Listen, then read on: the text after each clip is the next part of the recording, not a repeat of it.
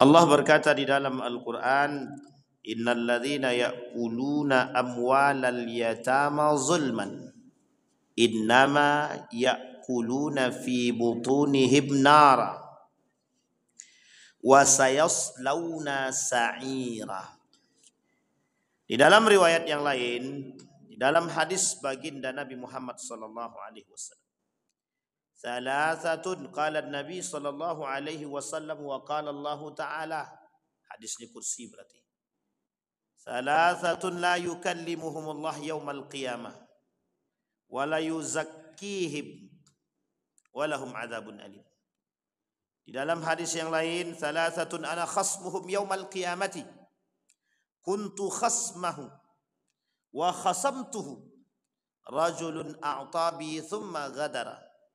Wa rajulun ba'a hurran fa akala thamanahu.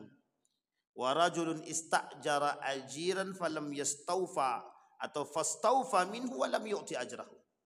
Hadis diriwayatkan oleh para ulama hadis.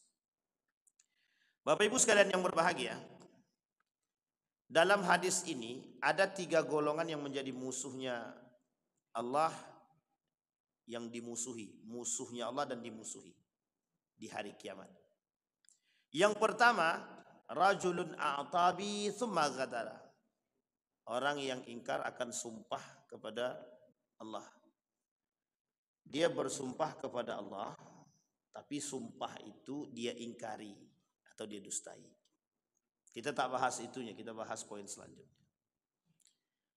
Kata Nabi, yang kedua, ada orang-orang yang memperjualbelikan manusia merdeka, fa'akala thamanahu. Kemudian dia makan hasil perjualan itu tadi. Misal contohnya begini. Ada orang menjual orang-orang merdeka. Ini kita semua ini orang merdeka. Lansia merdeka, anak yatim merdeka, orang miskin merdeka. Tapi kita jual mereka, kita ambil duitnya, kita makan. Dan ini banyak modelnya, nanti kita sampaikan. Yang ketiga, kata baginda Nabi Muhammad SAW, ada orang yang memperkerjakan orang lain, tapi tak dibayar gajinya atau dipotong gajinya. Ada yang dipotong gajinya, ada yang ditunda pembagian gajinya, ada yang tak digaji sama sekali. Kata Allah dalam hadis qudsi yang dinukil oleh baginda Nabi Muhammad SAW, 3 ini jadi musuhnya Allah di hari kiamat. Dimusuhi oleh Allah. Poin pertama, kita tak masuk di situ. Kita masuk pada poin yang kedua. Pada poin yang kedua, rajulun ba'a hurran fa'akala thamanahu. Ada orang-orang yang memperjualbelikan manusia merdeka. Kita ambil satu-satu, kita ambil contoh. Yang pertama, ada namanya lansia. Jadi ada orang mengatasnamakan lansia. Dia buat proposal atas nama lansia. Pak, Bu, kami dari lembaga sosial lansia. Tolong bantuan dananya. Kelilingin rumah ke rumah. Dapatlah dia 2,5 juta. Lansianya cuma 1. Atau banyak lansianya, silahkan. Berapapun jumlah lansianya. Ini bantuan. Jumlah lansianya cuma 5 orang. Dana yang dapat 2,5 juta. Dikurangilah 1/8 daripada 2,5 juta. Anggaplah sisa duit itu sekitar 2 jutaan. Atau 2 juta lebih sedikit. Seharusnya 2.200.000 itu dibagikan ke 5 lansia tadi. Sehingga 5 lansia ini dapat duitnya. 2.200.000 bagi ber-5. Harusnya begitu. Tapi yang dibagikan ke lansia tadi 100.000, 100.000, 100.000. Karena jumlahnya 5 orang, berarti jumlah total 500.000. 2 jutanya masuk kantong. Alasannya lembaga. Sampai di sini paham Bapak Ibu? Ini yang dimaksud dengan memperjualbelikan orang merdeka demi kepentingan pribadi. Jadi dia sengaja ingin memperkaya diri tapi lewat lembaga sosial. Memperkaya diri dengan membawa nama manusia, baik itu lansia atau lain sebagainya. Itu contohnya tadi begitu. Sehingga Bapak Ibu, kalau ada lembaga sosial datang ke rumah Bapak Ibu, pertanyakan, ini jelas enggak lembaga sosialnya? Di mana tempatnya? Karena banyak yang sudah tertipu nih. Kami dari lembaga sosial panti jompo ingin meminta bantuan. Sampai kita ke sana tak ada panti jomponya, Pak. Coba bayangkan. Dan ini cara untuk menghasilkan uang dengan cara yang batil. Itu yang pertama. Yang kedua, menjual orang miskin. Sama nih Pak, ini yang bansos-bansos itu. Orang-orang yang tak mampu lewat program bansos. Kalau lebih banyak duit itu masuk ke saku mereka daripada bansos itu sendiri. Bansos itu satu paket 200.000. Masuk ke dompet 2 juta. Itu yang masalah besar itu. Sama yang diperjualbelikan siapa? Orang miskin, orang duafa. Sisa duitnya diambil. Jadi ini kejadian betul ini. Dulu kejadian beberapa tahun yang lalu itu ada satu lembaga, saya tak sebutkan lembaganya, kalau sebutkan mesti semua tahu. Satu lembaga, dia kepala lembaganya, dia mau berikan bantuan kepada orang-orang duafa. Sehingga Bapak Ibu, dibuatlah dengan cara yang agak sedikit brutal. Dia belilah sembako-sembako itu tadi, pakai duitnya orang-orang tak mampu tadi, dari lembaga tadi, kemudian ditaruh di rumah dia. Setelah itu dia jual ke lembaga, orangnya cuma satu. Sampai sini bisa nangkap enggak Bapak Ibu? Saya ulangi ya Bapak Ibu ya, ilustrasi gini. Anggap saya kepala lembaga nih. Saya kepala lembaga ingin memberikan bantuan kepada kaum duafa, anggaplah 10 orang kaum duafanya. Berarti ada 10 bungkus sembakonya. Kemudian karena saya kepala lembaga, saya jalanilah donasi Pak. Saya minta donasi, terkumpullah duit itu. Sekarang saya harus berpikir bagaimana caranya duit itu harus masuk ke kantong saya. Saya beli sembako-sembako tadi pakai duit yang ada di dalam lembaga yang saya dapat dari donasi, tapi atas nama punya saya.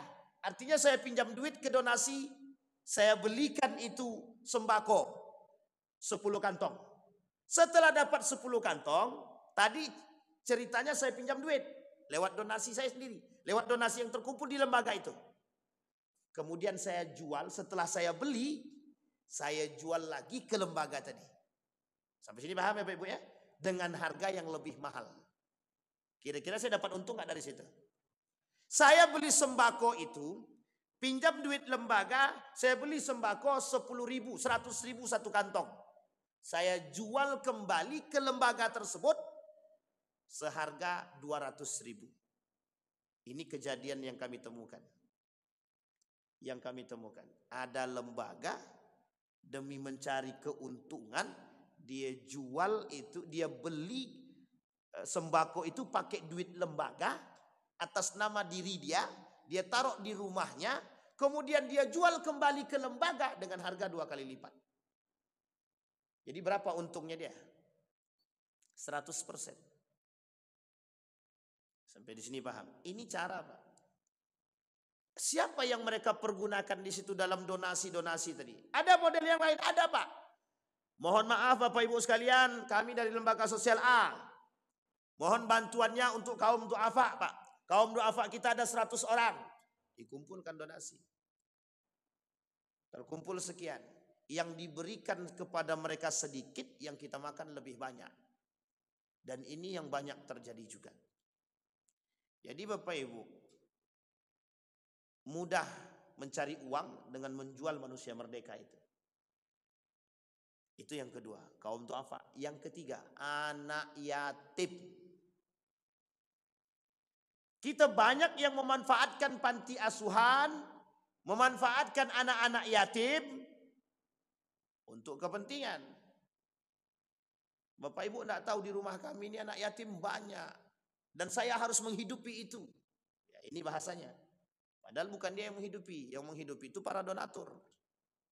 Sehingga datang para donasi Pak, memberikan bantuan kepada mereka. Tapi kok rumahnya para pengelola anak yatim ini kok lebih kaya? Kok bagus rumahnya? Sementara dia cuma mengelola anak yatim. Tak ada pekerjaan lain. Kok bisa dia punya mobil 2, rumahnya bagus, dengan alasan itu mobil operasional. Sampai di sini paham Bapak Ibu? Maka Bapak Ibu, dulu di Surabaya, Sidoarjo itu, dulu ada namanya memberdayakan anak-anak untuk mengemis. Jadi mengemis nih anak-anak nih Pak.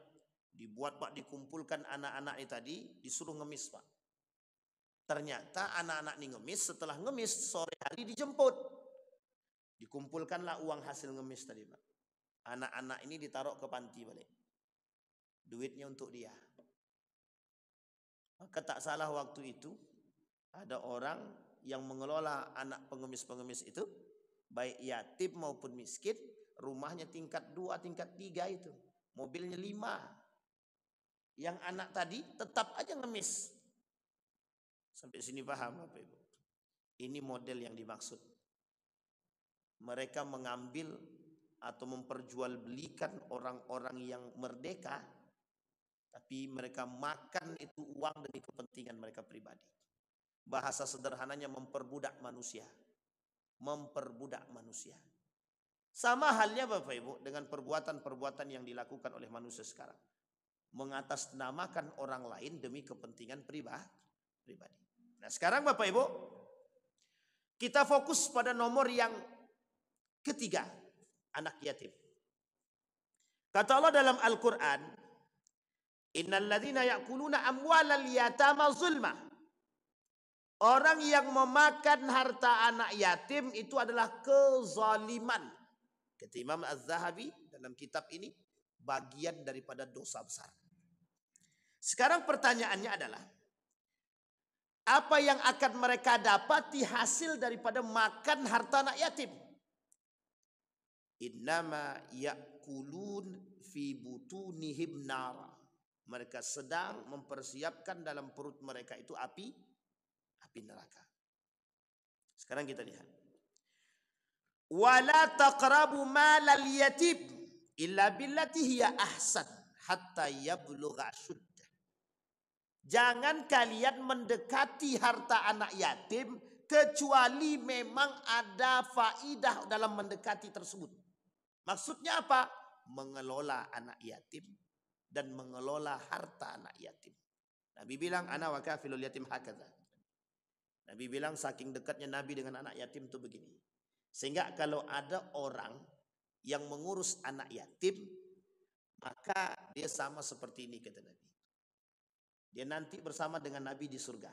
Ada orang yang mengurus anak yatim, itu diibaratkan seperti ini, nanti dia sama Nabi begini juga di surga itu. Suatu hari, kharajan Nabi SAW yaumal id. Ketika Nabi keluar di hari Idul Fitri, tiba-tiba di tengah jalan fara'a sabiyan yabki. Nabi tengok ada anak kecil nangis. Kemudian Nabi dekatin tuh, kenapa kau nangis kata Nabi. Setelah ditanya kata anak tersebut, ibuku, bapakku dah meninggal. Ibuku pergi bersama laki-laki lain. Aku tinggal sendirian. Aku lihat orang-orang pakai pakaian bagus sementara aku tidak. Mereka keluar dengan pakaian-pakaian yang indah. Itu di hari Idul Fitri. Nabi bilang begini. Kata Nabi, mau ndak engkau aku angkat jadi anakku? Fatimah kakakmu, Ali pamanmu. Ali karena ketika itu Nabi memposisikan diri dia sebagai sepupu dengan Ali bin Abi Thalib. Maka Nabi kata Ali menjadi pamanmu. Al-Hasan wal Husain menjadi saudaramu. Sehingga kata Nabi, kata anak tadi, mau banget. Sehingga anak tersebut dibawa oleh Nabi ke rumahnya, dibelikan oleh Nabi pakaian. Dibelikan oleh Nabi pakaian. Setelah dia dapat pakaian yang bagus, yang cantik, yang diberikan oleh Fatimah dan Zainab, pergi dia main lagi. Setelah dia pergi bermain, dia tak nangis lagi, kemudian dia tersenyum. Kawannya bertanya, kenapa engkau begitu bahagia? Bagaimana aku tidak bahagia? Rasulullah SAW menjadi bapakku, Fatimah dan Zainab menjadi saudariku. Jadi bangga dia, Pak. Nabi dengan anak yatim itu sangat dekat sekali. Kita agak khawatir dengan anak yatim sekarang. Bapak Ibu, jika datang anak yatim ke rumah kita, kemudian kita usir, itu orang yang mengusir calon penghuni neraka itu. Ada orang anak yatim samping rumah kita, tapi kita tidak punya perhatian. Maka mohon maaf Pak, hati-hati, kita sedang buka jalan menuju neraka. Kita sedang membuka jalan menuju neraka. Bapak Ibu, urusan anak yatim itu bukan urusan lembaga sosial, bukan. Urusan anak yatim, urusan kita semua. Siapa ibu dari anak yatim? Semua kita. Siapa bapak dari anak yatim? Semua kita. Jadi kalau kita tak punya perhatian terhadap anak yatim, sekarang ketimpangan itu besar, Pak. Kuat sekali ketimpangannya. Bapak Ibu, kalau kita punya kemampuan, bantulah anak yatim itu. Bantu, Pak. Ada anak yatim yang tidak sekolah sama sekali, Pak. Kenapa kau tak sekolah? Anak bapakku udah meninggal. Terus kenapa tak sekolah? Tak ada biaya. Sekarang sementara samping rumahnya, tetangganya, ada orang yang rumahnya mewah, ada mobilnya, tapi ada anak yatim tak bisa sekolah. Berarti dipertanyakan, Pak. Maka kata para ulama itu du'aful iman, selemah-lemahnya iman. Baik. Sekarang kita lihat, Pak. Apa model kezaliman terhadap anak yatim? Yang pertama, kezaliman terhadap anak yatim itu yang pertama, tidak memperhatikan anak yatim.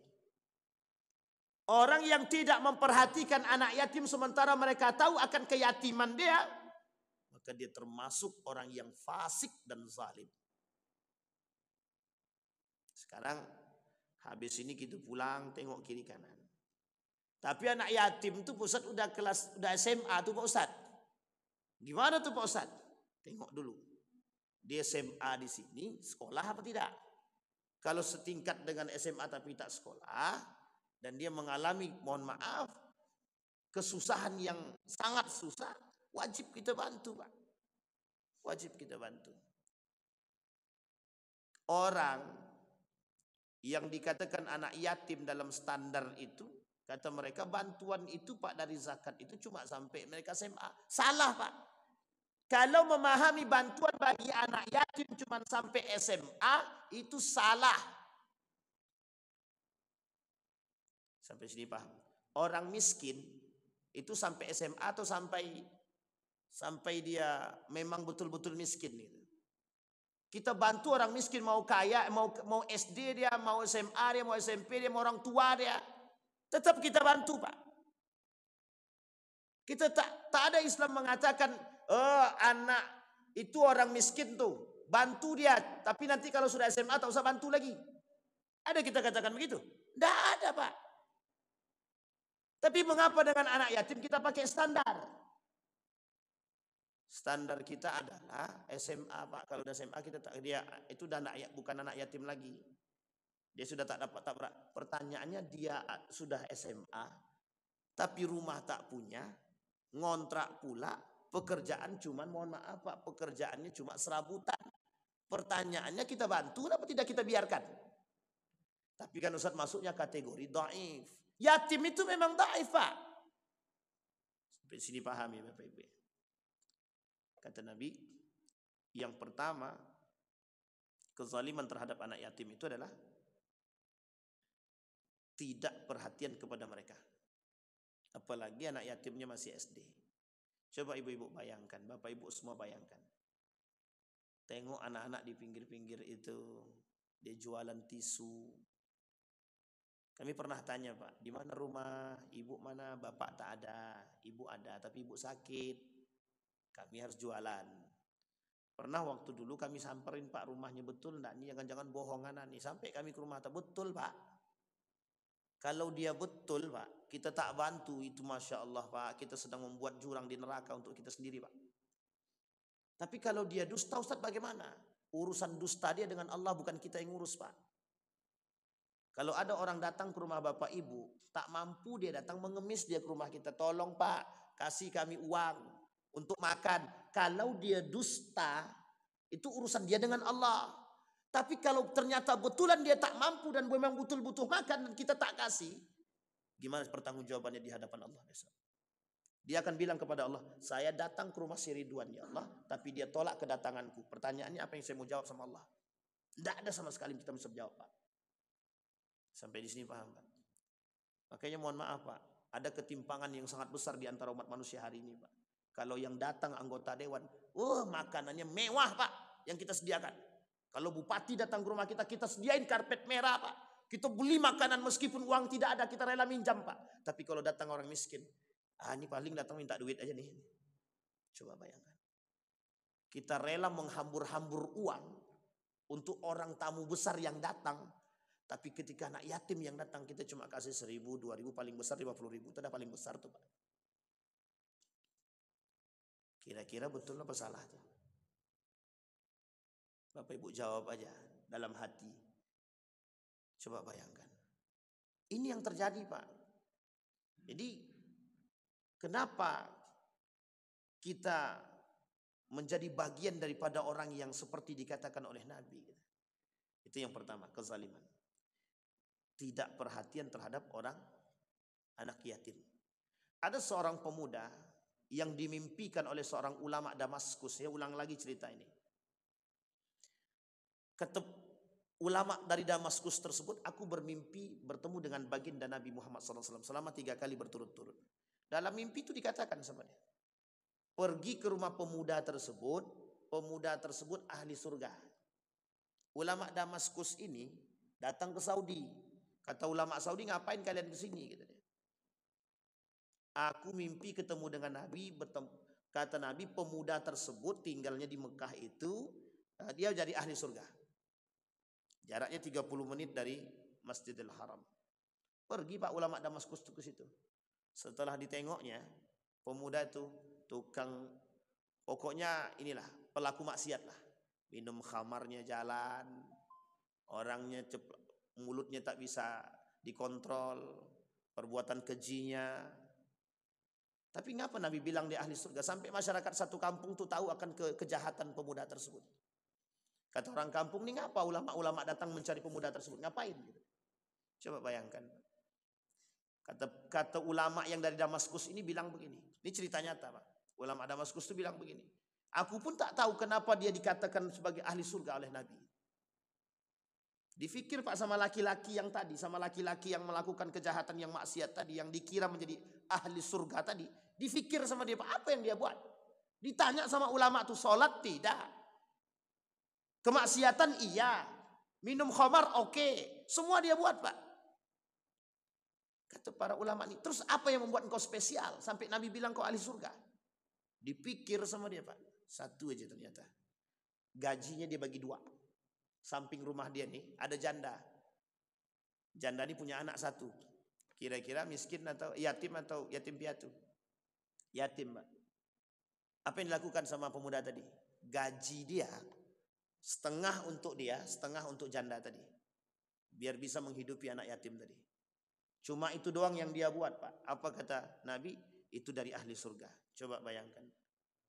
Berarti kami habis ini tidak usah sholat, Ustaz perhatiin sama anak yatim aja. Bukan begitu maksudnya. Itu lain. Oke Ustaz, nanti kami cari janda-janda yang cantik Ustaz, yang anaknya masih kecil-kecil. Nah, bukan itu juga maksudnya. Ini maksudnya ada persoalan yatimnya, Pak. Jangan cari pula janda setelah ini, Pak ya. Tapi kalau janda yang dicari betul anak, membantu anak, itu baru betul. Ibu-ibu tidak mungkin cari janda kan? Astagfirullahaladzim. Itu dosa PRT. Baik, kembali kepada poin tadi. Jadi kata para ulama, kata Nabi, ahli surga. Singkat cerita, Pak, pemuda tadi dibawa oleh ulama tadi ke Masjidil Haram. Apa kata pemuda tadi? Selama aku hidup 30 tahun di sini, belum pernah kakiku menginjakkan tanahku ke Masjidil Haram. Belum pernah kakiku menginjak tanah Masjidil Haram. Coba bayangkan. Tinggal di Masjidil Haram, agamanya Islam, tapi tak sholat, tapi tak pernah ke Masjidil Haram. 30 menit. Itu jarak tempuh yang sangat dekat kalau seandainya pakai mobil itu, Pak. Apa kata ulama tadi? Dibawa masuk Masjidil Haram. Masuk ke Masjidil Haram tengok Ka'bah nangis deh. Salat 2 rakaat, di rakaat terakhir dia meninggal. Kira-kira masuk surga apa masuk neraka tuh Pak? Itu janjinya Allah. Orang yang berhijrah itu berhijrah dia. Tidak perlu Pak. Orang berhijrah itu ketika dia mengadahkan tangan, ya Allah aku bertobat setobat-tobatnya dan aku berhijrah menuju yang lebih baik. Dan dimatikan oleh Allah, masuk surga dia Pak. Sudah dijanjikan surga, sudah tunggu surga itu. Jadi orang-orang yang banyak maksiatnya kalau dia bertobat kepada Allah, pasti Allah terima taubatnya Pak. Mesti Allah terima. Jadi jangan malu bertobat kadang-kadang. Nah kembali kepada poin tadi anak yatim. Itu yang pertama. Sekarang yang kedua. Apa kezaliman terhadap anak yatim yang kedua? Memakan harta anak yatim. Ini bapak-bapak, ibu-ibu yang punya anak yatim. Ini khusus ibu-ibu misalkan. Ada anak yatim di rumah dia. Datang orang kasih. Ibu, ini kami titip ya duit buat si fulan bin fulan. Anak dia yang yatim. Haram bagi ibunya memakan duit anak ini. Haram. Sampai sini paham Bapak Ibu? Ibu, maaf. Bapak, ini ada duit untuk anak. Piatu berarti dia. Piatu. Piatu itu sederajat dengan yatim. Sederajat dalam urusan dia di hadapan Allah. Hanya saja perbedaannya, tanggungan kalau piatu yang bertanggung jawabnya masih ada. Kalau yatim yang bertanggung jawabnya tidak ada. Kecuali ibunya. Ibu itu pun bertanggung jawab sebenarnya. Makanya kenapa yatim itu bapaknya siapa? Semua umat manusia. Semua laki-laki di muka bumi ini bapaknya anak yatim. Kalau bapaknya sudah meninggal. Tapi tidak berlaku sebaliknya. Tapi perhatiannya berlaku sama. Misal, bapaknya masih hidup, ibunya sudah meninggal. Secara hukum, agama, anak ini sebenarnya tidak sama dengan yatim sebenarnya. Kenapa? Karena yang bertanggung jawab atas dirinya masih ada, bapak dia. Karena yang punya tanggung jawab nafkah bukan ibu, tapi bapak. Tapi apakah perhatian anak ini sama dengan yatim? Sama. Sama Pak. Jadi perhatian orang-orang sekitar itu sama. Maka siapa ibunya daripada piatu ini? Semua ibu Pak. Kenapa demikian? Karena ada yang hilang dari anak yang piatu. Tahu Bapak Ibu apa yang hilang? Yang paling besar dari diri dia. Kasih sayang seorang ibu. Dan itu jauh lebih berpengaruh kepada tingkah laku dan perilaku anak tersebut. Coba bayangkan. Sampai di sini bisa dipahami Bapak Ibu ya. Berarti pusat kami cari bapaknya pusat. Kami jadikan suami kami. Bukan begitu maksudnya. Kasih perhatian boleh, tidak ada masalah. Tapi kan tidak harus. Baik. Yang kedua tadi, memakan harta anak yatim. Sekarang pertanyaannya bagaimana memakan harta anak yatim tadi? Dengan cara yang tadi Pak. Kita jual anak yatim nih. Kita jual di sini begini. Kami mengelola anak yatim. Tolonglah Bapak Ibu berdonasi ke sini. Bantu kami. Dibantu Pak. Ternyata dia lebih kaya daripada anak yatim itu sendiri. Donasi masuk. Anak itu tetap tak sekolah. Atau putus sekolah. Pertanyaannya kemana duitnya? Masuk kantong. Maka Bapak Ibu mohon maaf nih untuk pengurus masjid. Jangan tersinggung. Jangan tersinggung ya pengurus masjid. Tak usah, tidak ada gunanya menumpuk duit anak yatim. Kalau saya sarankan bayarkan ke uang sekolahnya setiap semesteran. Selesaikan Pak. Kalau sudah dilakukan itu baik Pak. Tapi kalau kita tumpuk-tumpuk aja. Nanti di akhir tahun kita kasih 5 juta per orang. Duitnya langsung kita kasih, mohon maaf Pak. Bukan habis lagi kan Pak. Tumpu lobu. Nah, itu bahasa kampung kami itu Pak. Tahu tumpu lobu Bapak Ibu? Hancur lebur dia Pak, tak nampak duit itu lagi. Kemana dibelikannya? Ke HP. Untuk apa dia main? Main judi online. Main game online. Habis Pak. Tak ada sisa. Dibelikannya narkoba. Dibelikannya rokok. Selesai urusan. Apalagi kalau anak-anak sekarang ini sudah cepat kenal dengan rokok. Astagfirullah. Ngeri Pak, ngeri. Dengan pakaian tak terlalu Pak. Dengan makanan juga tak terlalu. Kalau dia belikan untuk makanan dan pakaian. Itu kita masih paham Pak. Dan kita masih bisa maklumi. Tapi kalau dia belikan kepada narkoba. Minuman keras. Kemudian dia belikan kepada internet untuk main judi online. Untuk main game online, habis sudah. Ini ngeri Pak. Tapi uniknya Pak, saya temukan beberapa anak yatim itu, HP-nya iPhone itu Pak. iPhone ke atas lah. Awak aja Samsung lah hancur pula lah. Ini iPhone 13 pegangannya Pak. Anak yatim tuh Pak. Saya bilang salut juga. Saya bilang. Jadi Bapak Ibu, apa yang harus kita lakukan terhadap mereka? Boleh kita mengelola harta anak yatim, tapi untuk kepentingan anak yatim. Dan jangan pernah memakan sedikit pun harta anak yatim kecuali darurat. Misal, ibu-ibu ada anak, kan bapak suaminya dah meninggal, tinggal anaknya jadi yatim. Datang orang kasih uang kepada ibu, Bu, tolong titip duit ini untuk anak ibu. Sementara ibu tak punya duit lagi untuk beli beras. Kalau ibu tak makan, anak itu pasti tak makan. Tak mungkin anak itu makan, ibu tak makan. Maka ada uang di situ untuk anak tadi yang sudah diberikan kepada ibu untuk anak itu. Datang kepada anak itu, nak, ibu pakai duit ini untuk beli beras ya nak, beras kita tak ada. Begitu etiknya. Tapi kalau seandainya mohon maaf Ustaz, anak ini masih kecil, kami gunakan untuk membeli beras dan kami makan bersama bagaimana? Karena anak ini belum paham juga Pak Ustaz. Boleh Pak, tak ada masalah, darurat. Tapi duit itu ada, kemudian ibu belikan gelang. Ibu yang pakai, ibu beli baju, ibu beli motor untuk kepentingan anak tuh Pak Ustaz. Tidak ada tuh Bu, tidak ada. Haram memakai harta anak yatim atau memakan harta anak yatim, hukumnya haram.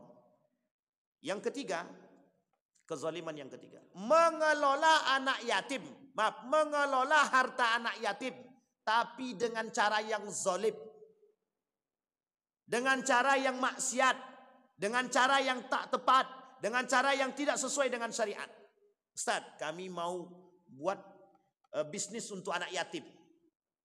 Tapi Pak Ustaz, nanti setiap orang yang datang, bisnisnya itu bisnis simpan pinjam Pak Ustaz. Yang setiap yang datang harus bayar riba Pak Ustaz, harus bayar bunga. Itu tidak nyambung sama sekali itu Pak. Duit anak yatim dikelola untuk simpan pinjam, ada pula bunganya di situ. Itu jelas fasiknya itu Pak, jelas zalimnya, dan jelas itu dosanya. Berkumpul dua dosa besar di situ sekaligus. Menggunakan duit anak yatim, memakan duit anak yatim, 3 bahkan. Bahkan membisniskan duit anak yatim dengan cara yang fasik dan zalim. Sampai sini paham Pak ya? Jadi bagaimana cara kami mengelola harta anak yatim Ustaz? Boleh kami kelola, boleh, tak ada masalah. Kalau mau kelola dengan profesional seperti yang dilakukan oleh masjid, boleh, tak ada masalah. Kayak masjid sekarang itu kan mengelola harta anak yatim namanya. Dikumpulkan, kami bayarkan. Kami Ustaz akan keluarkan duit ini ketika anak ini mau sekolah. Kami belikan buku, kami belikan baju, kami belikan sepatu untuk dia Pak Ustaz. Bahkan kami buatkan rekening khusus untuk dia Pak Ustaz. Bagus, tak ada masalah. Cuma kemarin ada pertanyaan beberapa waktu yang lalu. Ustaz, kami Pak Ustaz dikumpulkan oleh Pak Camat Pak Ustaz. Pak Camat pengen mengelola semua harta anak yatim. Kemudian dibuatkan usaha Pak Ustaz. Masalahnya satu aja. Kalau untung, kalau rugi, siapa yang nanggung? Ada penjaminnya di situ. Haram kalau anak yatim itu tak tahu. Kita memakai harta anak yatim tanpa izin anak yatim itu sendiri, itu hukumnya udah haram. Sampai sini paham ya Pak ya? Nah, sekarang saya tanya Bapak Ibu, apa hukumnya meminjam harta anak yatim? Ini misal kita contoh, ada bendahara. Bendaharanya pegang duit anak yatim. Tiba-tiba bendahara butuh duit nih untuk membayar sesuatu. Sementara dia nggak ada duit nih. Dipinjamnya lah duit anak yatim untuk keperluan rumah tangga dia. Apa hukumnya Pak? Ulama sepakat haram. Ittafaqal ulama haram. Coba bayangkan Pak. Dan itu saya temukan Pak. Saya temukan banyak yang berbuat demikian. Pertanyaannya, apakah kita tidak hati-hati dan takut terhadap duit anak yatim tersebut? Ustaz, begini Ustaz. Ada duit anak yatim Ustaz. Tapi duit anak yatim ini Ustaz, kami kelola Pak Ustaz. Kami kelola, dan cara kami mengelolakan profesional Pak Ustaz. Dan keuntungannya kami berikan kepada anak yatim Ustaz. Sekarang pertanyaannya, pekerjanya siapa? Pekerjanya dari anak yatim itu sendiri Pak Ustaz. Boleh Pak Ustaz? Boleh, tak ada masalah. Kalau yang pekerjanya anak yatim yang sudah dewasa, dan keuntungan diberikan untuk mereka, dan ingat, kontrol keuntungannya jelas dan ada penjaminnya Pak. Kalau tak ada penjaminnya, rugi siapa yang mau tanggung? Tak ada, Pak. Kita telah melakukan pengelolaan terhadap harta anak yatim yang dengan cara yang salah, yang tidak diterima oleh agama. Sampai di sini bisa dipahami, Bapak Ibu? Baik, apa kata para ulama? Kata Imam Az-Zahabi, wa fil akli bil ma'ruf arba. Ada cara memakan harta, bukan memakan, mengambil harta anak yatim dengan cara yang ma'ruf. Ada 4. Yang pertama, innahu al-akhdhu ala wajhil qard. Memakai harta anak yatim untuk kepentingan anak yatim dibenarkan. Yang kedua, al-aklu biqadril haja min ghairil israf. Boleh kita mengambil harta anak yatim tadi, seperti yang tadi saya contohkan, seorang ibu tak ada lagi duit, terpaksa menggunakan duit anak yatim tadi, dan kita kasih tahu sama anak yatim tersebut untuk makan kita bersama, maka itu hukumnya boleh, asal tidak berlebihan. Berlebihan di sini itu kalau sudah keluar daripada konsep hajat. Beli sepatu ibunya, beli sepatu high heel, beli gelang ibunya, beli jam tangan, semua untuk ibunya. Masalahnya untuk anaknya mana? Tidak ada. Itu tidak boleh, Pak. Batil. Wasalil innahu akhdhu biqadri idza amala lil yatim amalan. Mengambil harta anak yatim sebagian yang kemudian dikelola. Kita ambil contoh. Ada sawit yang umur sawit itu sudah 5 tahun dan sudah berbuah, Pak. Kita gunakan duit harta anak yatim tadi untuk membeli sawit tadi untuk kepentingan anak yatim ke depan. Boleh apa tidak? Boleh, Bapak Ibu. Kenapa kita katakan boleh? Karena kepentingan dan keuntungannya untuk siapa? Nah, kita belikan ke sawit duitmu ya. Nanti kalau ibu mati, ibu meninggal, nah duitmu dari situ sudah ada. Kata anak tadi, tak ada masalah, Bu. Alhamdulillah. Nah, itu boleh, Pak. Kita ambil duit harta duit anak yatim tadi. Atau bahasa lainnya begini. Ada usaha yang sudah jalan. Ini sudah jalan nih, Pak, usahanya. Ada duit anak yatim di sini, Pak. Duit anak yatim ini kita investasikan, seperti misalkan rote misalkan. Ini usahanya udah jalan nih. Kita tanam investasi di situ atas nama anak yatim, keuntungannya masuk ke kantong yatim, tak ada masalah. Tapi kalau kita belum jelas usaha anak yatim tadi, dan kita baru mau buat, kita pakai duit anak yatim tadi, ternyata duit anak yatim tadi atau usaha tadi gagal, pertanyaannya siapa yang mau ganti? Sampai sini paham, Bapak Ibu? Bank saja ada lembaga penjamin simpanan. Lo masa duit anak yatim tidak ada lembaga penjaminnya, Pak? Ini masalah. Bank saja ada lembaga penjamin simpanan. Setidaknya 2 miliar di cover oleh pemerintah, oleh LPS tadi. Nah, sekarang kalau seandainya duit anak yatim, siapa yang mau cover? Kalau ada yang mengcover itu tak ada masalah. Tapi karena tidak ada yang mengcover, oh masjid siap cover, Pak Ustaz, itu lain cerita, silahkan. Pertanyaannya masyarakat harus tahu juga. Baik. Yang keempat. Warabi' innahu al-akhdhu 'inda ad-darurah fa in aisar qadahu wa in lam yusir fahuwa fi halid. Boleh menggunakan harta anak yatim tadi, mengambil harta anak yatim dalam kondisi yang darurat. Anak tuh sakit, tak perlu Bapak Ibu minta izin sama anak tuh untuk ngambil duitnya, tak perlu. Bawa ambil duit anak tuh, bawa dia berobat langsung, tak ada perlu, Pak. Tak perlu izin. Nah, izinnya saya ambil duit anak untuk ini, tak perlu, Pak. Itu darurat, Pak. Hajat yang sangat tinggi, dan itu tak perlu izin, kata para ulama. Maka kata Imam Al-Bukhari dalam hadis tadi, ana kafilul yatim fil jannah, kata Nabi. Jadi nanti orang seperti ini yang disebut dengan pengelola anak yatim tadi. Maka Bapak Ibu, kita berbangga sekali lembaga-lembaga anak yatim ini yang mampu menampung anak yatim dan mampu mereka mengurus. Nah, kita termasuk kalau kita tak sanggup, setidaknya kita membantu dengan materi yang kita miliki, atau setidaknya kita bisa membantu dengan jasa. Ini sudah kita tak membantu, kita caci maki pula anak-anak yatim tuh. Anak yatim sudah tahu yatim, merusak aja, tak sholat lagi segala macam. Tidak usah, Pak. Tanggung jawab anak yatim itu bukan panti asuhan saja. Tanggung jawab anak yatim itu tanggung jawab kita bersama. Dan bukan satu orang, semua, Pak. Perhatian kita terhadap anak yatim harus sama, Pak. Jadi kita semua harus punya perhatian terhadap anak yatim. Baik. Apa kata baginda kata Allah di dalam Al-Qur'an? Wa man kana ghaniyan falyasta'fif wa man kana faqiran falyakul bil ma'ruf. Kata baginda Nabi Muhammad SAW. Barang siapa termasuk dari golongan orang yang kaya, maka setidaknya dia harus mengurangi kesedihan daripada anak yatim tadi, kesengsaraan anak yatim tadi, dengan cara membantu. Tapi kalau seandainya dia termasuk orang yang fakir, maka setidaknya dia boleh menggunakan harta anak yatim, terkhusus untuk orang tuanya, boleh dia menggunakan harta anak yatim tadi dengan cara yang baik dan ma'ruf. Sampai di sini bisa dipahami Bapak Ibu? Maka kata para ulama, kafalatul yatim hiya al-qa'im bi umurihi was-sa'yu fi masalihi. Yang disebut dengan kafalah tersebut, kata ulama, bagaimana mengayom anak yatim dan mengelola harta-harta anak yatim dengan cara yang ma'ruf untuk kepentingan anak yatim, bukan untuk kepentingan pribadi. Nah, Bapak Ibu, oleh Imam Az-Zahabi menasihati, siapa yang baca buku ini, kata Imam Az-Zahabi menasihatkan, maka berhati-hatilah terhadap harta anak yatim. Kenapa harus berhati-hati?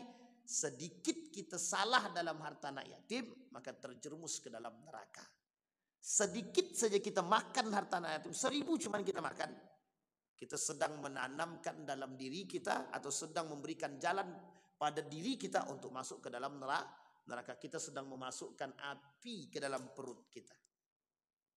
Jadi Bapak Ibu sekalian yang berbahagia, kalau Bapak Ibu melihat orang-orang yang seperti yang kita sampaikan tadi, kita berkewajiban untuk mengingatkan mereka agar mereka tak salah dalam mengurus. Persoalan duit ini sensitif, sangat sensitif. Ustadz, ada ibu-ibu Ustadz, tapi dia anaknya yatim, tapi ibu nih mampu banget, kaya dia Ustaz. Boleh enggak kita membantu anaknya itu Ustaz? Tapi anaknya yatim Ustaz, tapi ibunya kaya raya Ustaz. Boleh kita bantu dia Bapak Ibu? Membantu anaknya bukan membantu ibunya. Kalau Bapak Ibu pandang ibunya, tak akan pernah kita bantu anaknya. Tapi kan anak ibu ini kan orang kaya Pak Ustaz. Ini bukan persoalan kaya atau miskin ibunya Pak. Kita melihat anaknya, keyatimannya. Bisa jadi ibunya kaya bisa. Tapi bisa jadi anak itu kekurangan sesuatu. Jadi kita tetap harus membantu. Tapi Bapak Ibu, kalau orang tuanya mengatakan, tidak usah dibantu, kami termasuk orang yang mampu, insya Allah cukup, kata ibunya. Itu terserah Bapak Ibu. Sampai sini paham Bapak Ibu ya.